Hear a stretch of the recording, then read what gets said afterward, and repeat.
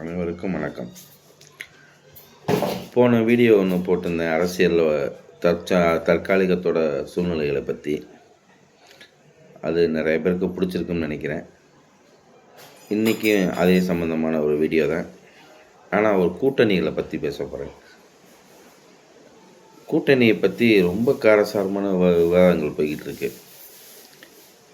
அதையும் ஒரு சின்ன கதையில் சொல்லிடுறேன், புரிகிறவங்களுக்கு புரியட்டும். ஒரு 3 நண்பர்கள் ஒன்று சேர்ந்து கூட்டணி அமைச்சு வெளிநாடு டூருக்கு போயிருக்காங்க. அங்கே ஒரு 8 மணிக்கெலாம் போய் சேர்ந்துட்டாங்க. போய் சேர்ந்தோன்னே ஒரு லாட்ஜில் போய் ரூம் எடுத்துட்டாங்க. அந்த லாட்ஜு ரிசப்ஷன் சொல்லிட்டாரு, நாங்கள் கொஞ்சம் கட்டுப்பாடோடு இதை நடத்திக்கிட்டு வரணும்னு நினைக்கிறோம், நடத்திக்கிட்டு வர்றோம், நீங்கள் அதை குலைச்சிற மாதிரி நடந்துக்கிறாதீங்க. நைட்டு 10 மணிக்கெலாம் ஷார்ப்பாக லிஃப்ட்டை ஆஃப் பண்ணிடுவோம், ரிசப்ஷன்லேருந்து கிளம்பிடுவோம், அது வரையும் நீங்கள் என்னென்ன பண்ணிக்க முடியுமோ பண்ணிக்கங்க அப்படின்னு சொல்லிட்டார். இவங்களுக்கு ரூம் இருந்தது 120வது மாடியில். 120வது மாடி இருக்கான்லாம் கேட்காதீங்க, இருக்கும், நம்புவோம். அப்போ இவங்க சரி வெளிநாட்டுலாம் வந்திருக்கான், போயிட்டு கொஞ்சம் சீரும் சிறப்புமா வருவோம் அப்படின்ட்டு சாவியை வாங்கி வச்சுட்டு போயிட்டாங்க. போயிட்டு வரையில் மணி 10 மணிக்கு மேலே ஆயிடுச்சு. நம்ம தான் ஓவர் உற்சாகமாயிருவோம்ல. போயிட்டு வந்துட்டாங்க. வந்தோன்னே ரிசப்ஷனு க்ளோஸ் ஆச்சு. ஏன்னா அவருக்கு ஒரு கண்டிப்பாக அந்த லாட்ஜை நடத்தணும்னு நினைக்கிறதுனால 10 மணிக்கெலாம் க்ளோஸ் பண்ணிட்டு கிளம்பிட்டார். அப்போ இவனுக்கு சரி வா அப்படின்னு மூட்டை முடிச்செல்லாம் தூக்கிட்டு மாடிப்படி ஏற ஆரம்பிச்சிட்டாங்க. ஒரு மாடி 2 மாடியா, 120 மாடியில் பாதி தூரம் போனோன்னே முதல்ல ஒருத்தன் ஐயோ அப்படின்ட்டு இருக்கான். என்னப்பா ஐயோங்கிறியா? ஒன்றும் இல்லை, வாங்க மேலே போய் சொல்கிறேன் அப்படின்னு சொல்லியிருக்கேன்.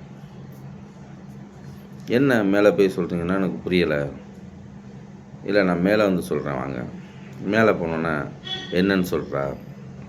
சாவியை கீழே வச்சுட்டு வந்துட்டேன் அப்படின்ட்டு இருக்கேன். ஏன்டா இதை நீ பாதியில் சொல்லியிருந்தீங்கன்னா கீழேயாவது போய் எடுத்து வந்துருக்கலாம்டா. அப்புறம் திருப்பி சரி வாங்கடா சாவி எடுப்போம் அப்படின்னு சொல்லிட்டு திருப்பி வந்திருக்காங்க. வந்திருக்கல பாதி தூரம் வந்தோன்னே 2வது ஆள் ஐயோ அப்படின்ட்டு இருக்கேன். இவன் 3வது ஆள் ஃபஸ்ட் ஆள் சேர்ந்து நீ என்னடா ஐயோன்னு கத்துறேன்டா? இல்லை, நான் கீழே வந்து சொல்கிறேன். சரி, கீழே போயிட்டாங்க. போயிட்டு நீ என்னடா சொல்கிற? இல்லை, அந்த மாடியில் அந்த ரூம் திறந்து இருந்துச்சு, அதை நான் பார்த்தேன். இல்லை, இதை நீ சொல்லியிருந்தேன்னா நம்ம அங்கேயே உள்ளே போயிருக்கலாம்டா, அவளே தூக்கிட்டு கீழே இறங்கியிருக்க வேண்டிய அவசியம் இல்லையே அப்படின்ட்டு சரி வாங்க போவோம். மறுபடியும் தூக்கிட்டு ஏறியிருக்காங்க. இப்போ இந்த 3வது ஆள் என்ன பண்ணியிருக்கேன், ஐயோ அப்படின்ட்டு இருக்கேன்.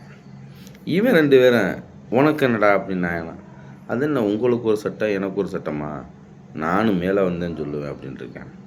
சரி நிறுத்துக்கிட்டு மேலே போயிட்டாங்க. மேலே போய் பார்த்தா இப்போ சொல்லு நீ என்னடா அது நடக்கும்? ஒன்றும் இல்லை, நம்ம ரூம் போட்ட லாட்ஜே இது இல்லை அப்படின்ட்டு இருக்கேன். 3 பேருக்கு ஒருத்தன் பார்த்துக்கிட்டு என்ன பண்ணுறதுன்னு தெரியலை. ஏன்னா இவனோட சராசரியான பழக்க வழக்கங்கள் அங்கே எடுபடலை. அதனால ஏதாவது ஒன்று சொல்லிக்கிட்டு இருக்க வேண்டியதானு அவங்கெல்லாம் முடிவு பண்ணிக்கிட்டு கீழே வரக்கெல்லாம் பொழுது விடிஞ்சிருச்சு. அப்புறம் என்ன, அவங்க டூர் பண்ண மாதிரி தான் புரிஞ்சுக்கங்க. நன்றி, வணக்கம்.